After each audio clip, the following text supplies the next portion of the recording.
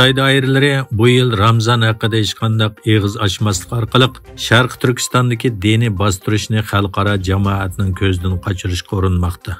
Erkin Osiyo radiosining telefon ziyorati davomida yaqinqi yillardagi chekishdan omon qolgan oz sondagi masjidlarning mutaqoq ekanligi, diniy zotlarning ko'pinchisining yanada qamoqda ekanligi, mana bu ikki amalning rayonda Ramzan ibodatlarini mumkinsizlashtirganligi oshkorlandi.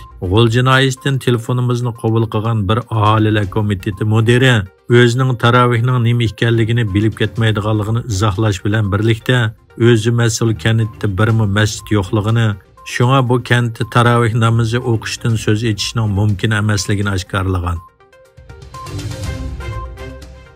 Sharq Turkiston Xitoyning tashqi savdosi, jumladan O'rta Osiyo davlatlari bilan bo'lgan savdo faoliyatlarida bo'lgan sir muhim rol o'ynamoqda ekan.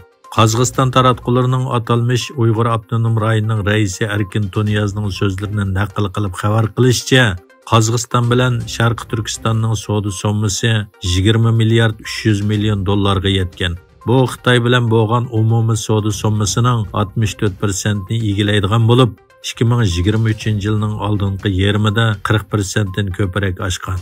Qozog'iston axborot agentligining 19 martdagi xabarda aytilishicha, Uyg'ur avtonom rayonlik hukumatning raisi Erkin Tuniyaz va partkom sekretari Ma Shungri oldingi kuni Qozog'iston savdo ministri Arman Satqaliyev bilan Urumchida maxsus suhbatlashgan.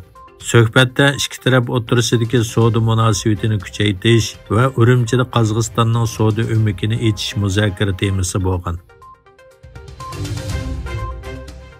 Xitoyga nazar to'rining 16 mart xabar qilishicha, Xitoy iqtisodining ojizlashishi sababli chet el shirkatlarmi asta-asta chekinib chiqishga boshlagan.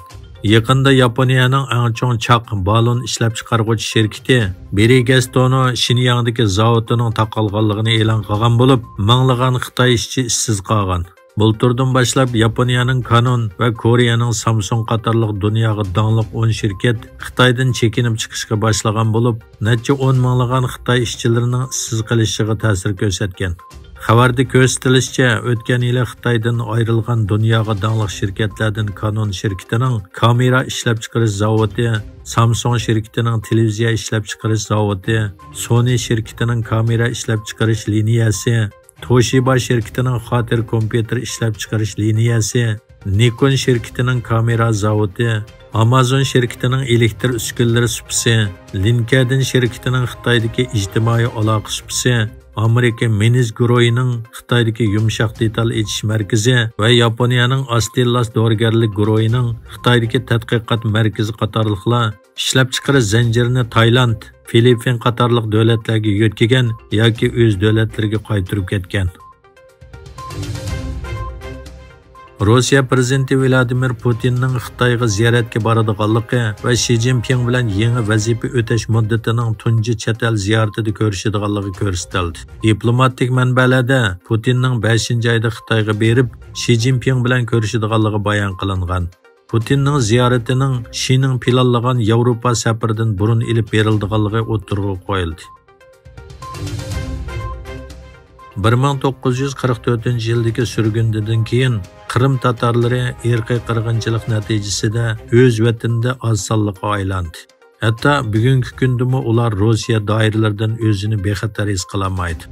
Uy va masjidlarga hujum qilish, qo'rqitish, turli bostirishlar, ma'muriy jarimona, faoliyatchilarni qo'lga olish va ommaviy diniy xodimlarga hujum qilish, bularning hammasi Qrimda umumlashgan. Kanada Tashqi ishlar ministri Melanie Joly Kanada hukumatining kelgusida Isroilga qurol setishni to'xtatadiganligini e'lon qildi.